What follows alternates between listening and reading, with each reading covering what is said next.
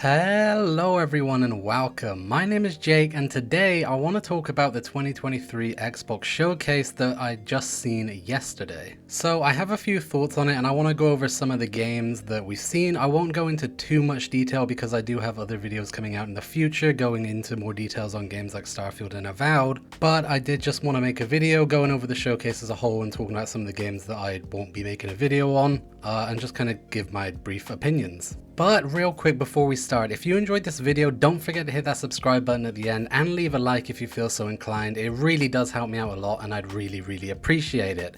Now, with that said, let's get straight into this video because I have quite a lot to talk about. So the showcase went live and first of all, I'm going to say it was a lot shorter than I expected. If Starfield wasn't there to take up the last 45 minutes, the showcase would have only been about an hour, which I wasn't expecting. I was expecting the showcase to be about an hour and 30 minutes, but it was only an hour long and it didn't show all that much there. I did expect a lot more from Xbox, but that's not to say that I was disappointed with everything that we've seen because I wasn't. There were a lot of big hitters there. There just wasn't as many games as I thought there would be, which I guess is a good thing. It wasn't dragged on too long.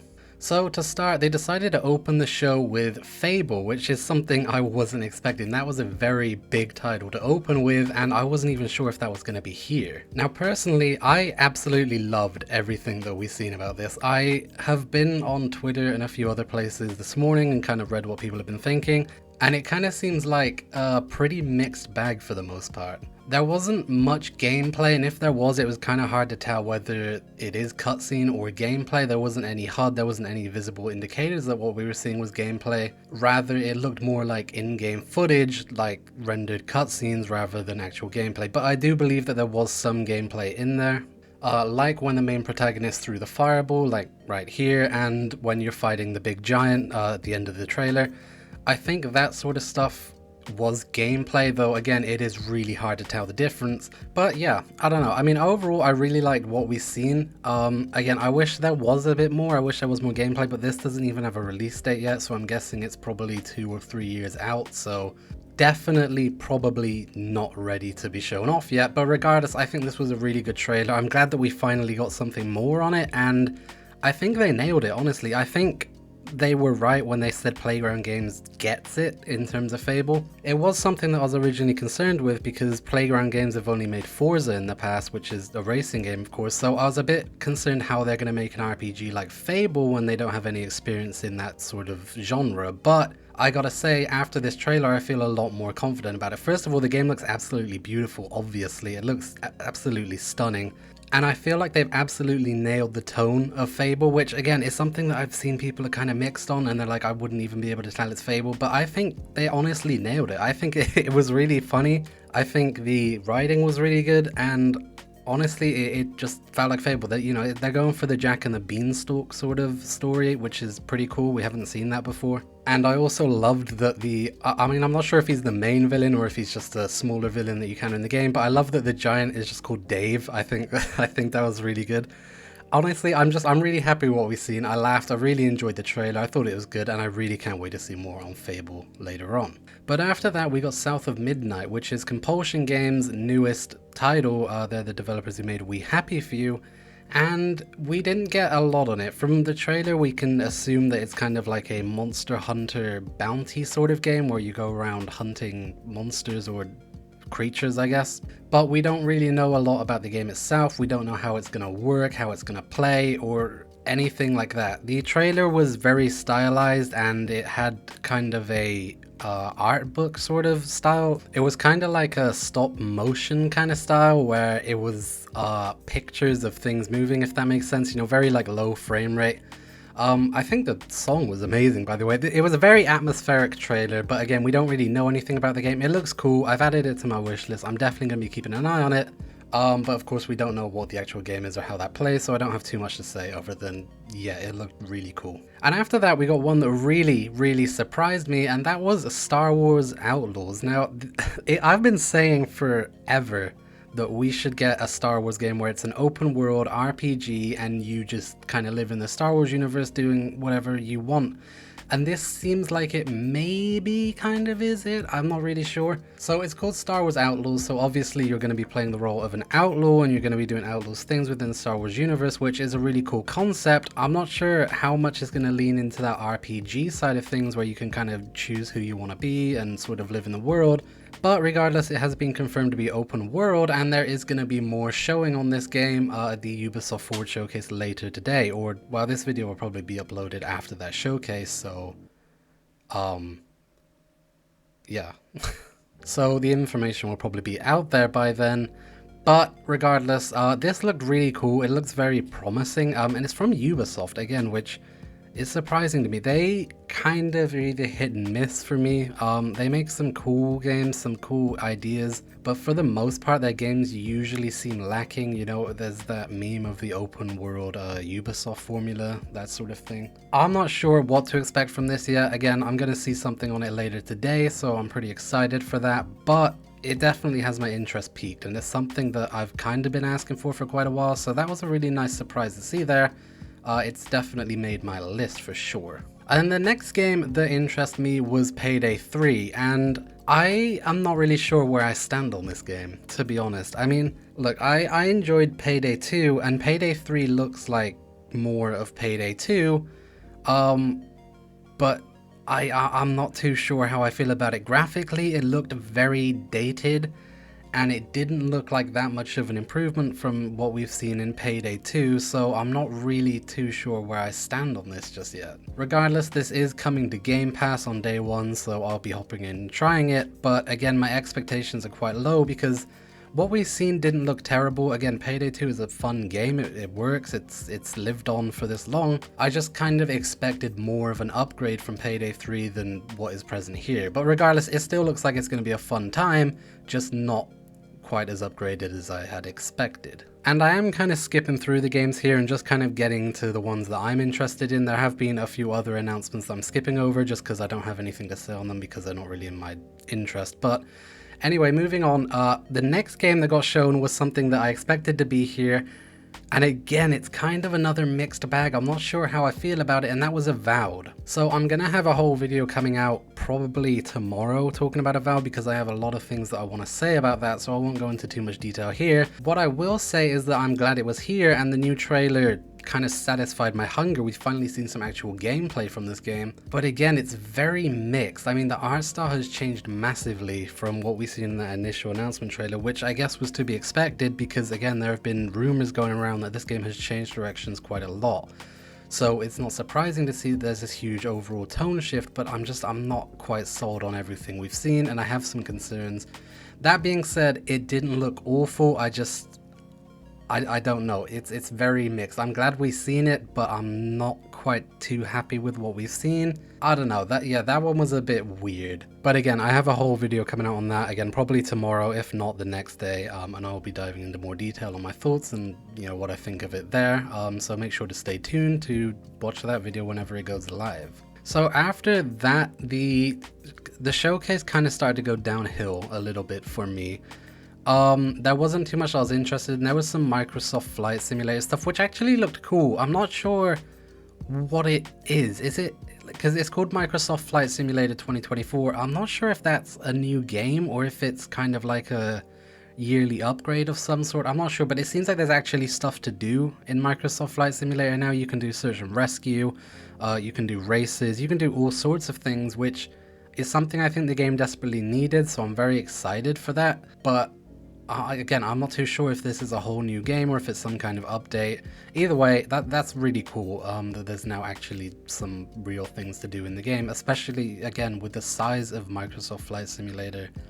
That's going to be pretty big when it launches. I'm definitely going to be jumping in that and trying it out. And then after that, there was Hellblade 2, which, okay, I'm going to be honest, was really disappointing for me. I'm not a big fan of this series anyway. I didn't play the first one very much, but this was rather disappointing. I think the trailer was incredibly slow. It didn't really show anything. It didn't really go anywhere. Again, compared to what we seen last year, or no, not last year, a few years ago, I think now, where she was fighting the big giant, this was a very big downgrade for me. Again, it was just kind of boring. I'm not too sure why they decided to show this, but yeah, you know, that's coming, which is a thing.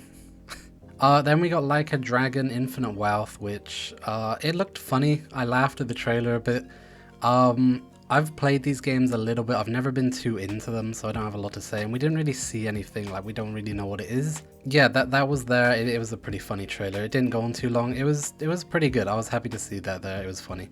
Then we had a Fallout 76 Atlantic City. Now this is something that, again, it's another mixed bag. I didn't get excited for, because when we got the pit for Fallout 76, I was very excited for that, and then it came and it just wasn't very good. It wasn't what I thought it was going to be. I don't think it was what anyone thought it was going to be. The pit was just overall very disappointing, so I'm not getting excited for Atlantic City this time. I'm keeping my expectations incredibly low here. But if this actually comes and it's kind of a new explorable area and isn't just another special operations thing, then I will be definitely interested. But again, we just don't know enough about this for me to really care. And then they showed off a few other games, one called Path of the Goddess, which didn't really interest me. They showed off the new Forza, the Outer Scrolls Online DLC, some Overwatch 2, Persona 5. So the new Cyberpunk DLC was there as well. That was announced and kind of shown off a little bit. Again, I didn't play Cyberpunk 2077. The launch turned me away completely. I was very disappointed compared to what the game was actually originally supposed to be. And I've never just been able to go back in and play and enjoy the game because of that. So this DLC doesn't really interest me, but from what I've heard, a lot of people are excited and it looked okay. So yeah, that was there. And the final game that I was interested in that was shown there was Clockwork Revolution, which looked like kind of, it was obviously inspired by BioShock. I was actually unsure if it was kind of a new BioShock at first or if it was, again, a new game or something, but it's called Clockwork Revolution. It looked interesting. It definitely looks like it has potential. It does look very janky right now. It definitely needs some polish in some areas, but I don't think this actually got a release date, so it's probably still quite a bit away as well, so I won't judge it too harshly. But overall, yeah, that's definitely made my list as well. I'm going to be keeping an eye on that. And I know I skipped over a few other games. Again, they just weren't interesting to me, and I don't really want to talk about games that don't interest me, so I have skipped over a few, but I don't think any of them that important. And that was it. So again, the showcase really took a dip in the second half. Not that it was bad, it just, again, wasn't for me. None of these games really were interesting to me personally. But again, I had a kind of a mixed bag from the games that I were interested in, so I'm not too sure how I felt. So that was the first hour. And it wasn't terrible, but it wasn't great either. They kept consistent. It was just game trailer, game trailer, game trailer, a little bit of talking, game trailer, game trailer. They kept the flow going really well. It didn't drag on too long. I didn't feel like I was watching anything for too long. So overall, I'd say it was pretty good. Again, not the best thing ever. I would have liked to have seen more actual gameplay on Fable and Avowed, but again, those games are still quite far away. Avowed finally got a release date, 2024, but we'll probably see more on that E3 next year. And that was it. And then they did Starfield Direct. Now again, I think this saved the show. I think if this wasn't here, the overall showcase would definitely not be as good to me, looking back on it. But the fact that it was here was definitely saved the show, for sure. But with that said, let's just get into the Starfield section and kind of go over that really quickly. Again, I will be having a whole video coming out talking about the Starfield Direct specifically, so I won't spend too long here because I feel like this video is going on a bit too long already. So I'm just gonna say that I was incredibly impressed with what I've seen for Starfield. It surpassed my expectations massively. I was actually shocked that this looked like a modern AAA game from Bethesda, because obviously there's that Bethesda jank that everybody expects. You know, the NPCs walk kind of weirdly, they stand, like the animations in Bethesda games have never been that great for some reason until now, because in Starfield they look just phenomenal. Again, I know I'm praising a AAA game for looking like a AAA game. I know, I see the irony in that, but it's just, it really seems like Bethesda have finally figured it out. It seems like this engine upgrade is actually much bigger than I thought it was originally going to be. To quote Todd here, a lot of it seems to just work. Now, I know that this is all just selling points and presentations, and believe me, I'm not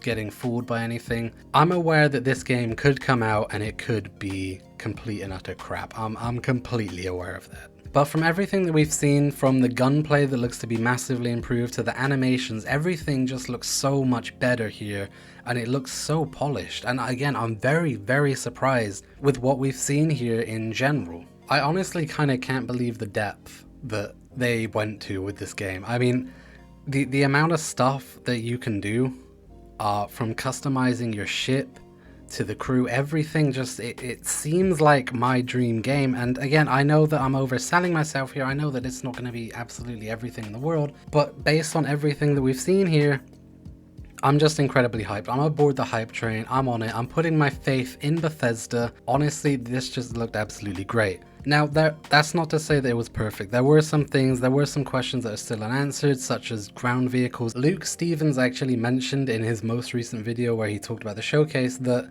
every single shot on a planet involved the player kind of just walking around, and that there were no ground vehicles. And he made a good point that if you land on a planet, because you as far as we're aware, you don't actually get to fly in atmosphere. We didn't see any gameplay of that, they haven't mentioned that. So I think it's pretty safe to assume that there's just no in-flight atmosphere, which means that when you land on a planet, that landing spot is going to be picked for you by the game. So if you land on a mountain and then there's a point of interest that you want to go to that is, say, 2,500 miles away, you're gonna have to walk all the way over there, because you can't just get in your ship and fly over there like you presumably could in any other space simulation game. And that is a bit of a concern to me. I think it's something that they definitely would have noticed when playing the game and playtesting it. I hope that there's some kind of ground vehicles, but the fact that we didn't see any yesterday is definitely a cause for concern about, you know, how are you going to navigate these planets. But again, I'm going to go into more detail in a future video talking about my Starfield thoughts. I'll be able to go more in depth and have more clear thought on it, because I want to go back and rewatch it all and kind of just